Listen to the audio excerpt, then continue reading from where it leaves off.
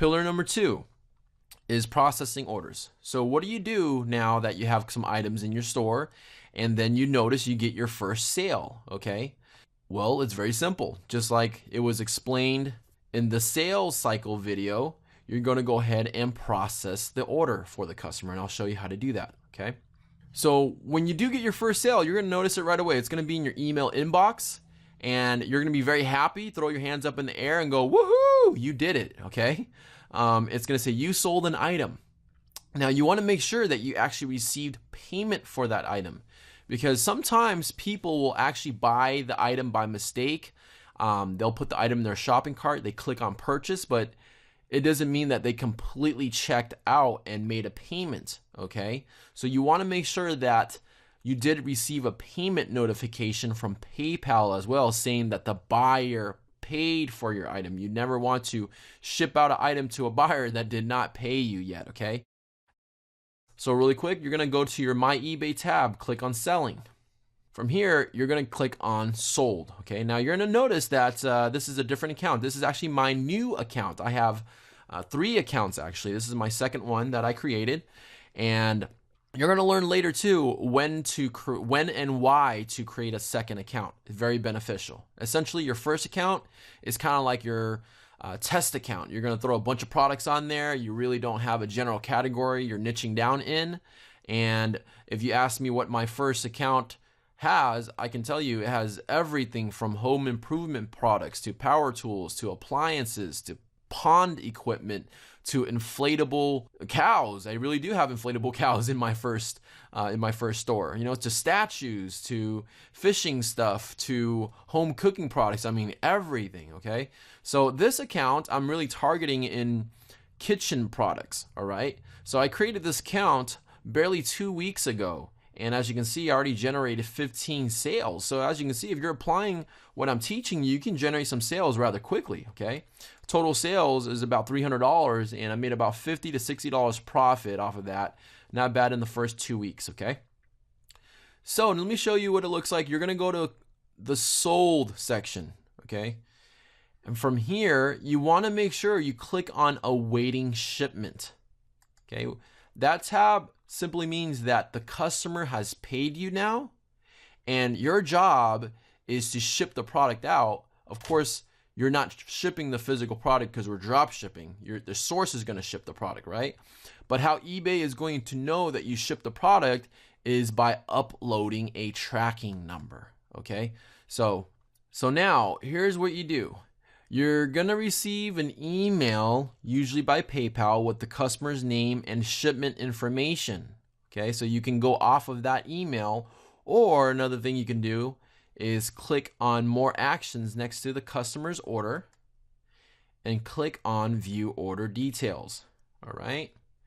From here, you will also see the customer's name and address. Okay, so now I'm going to show you real quick. I'm not going to place the order because I already did, but you go to your source, purple mason jars.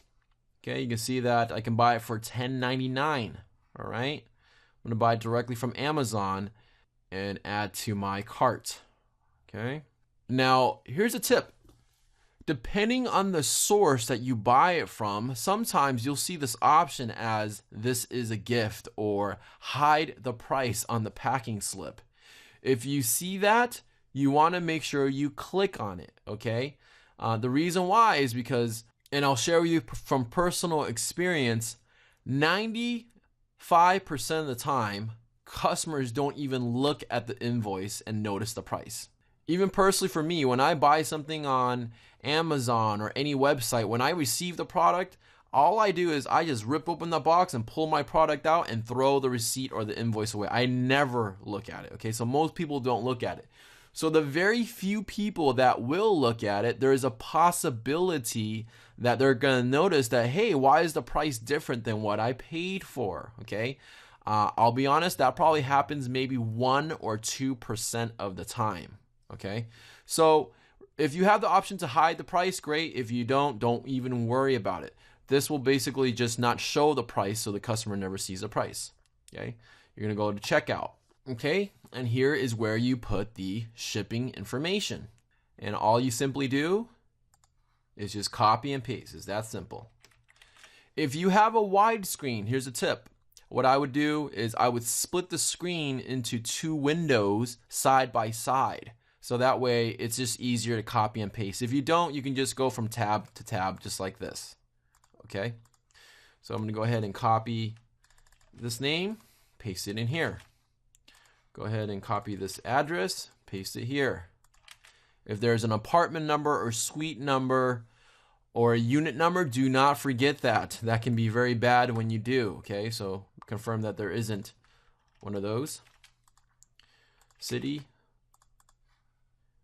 Texas, and the zip code, okay?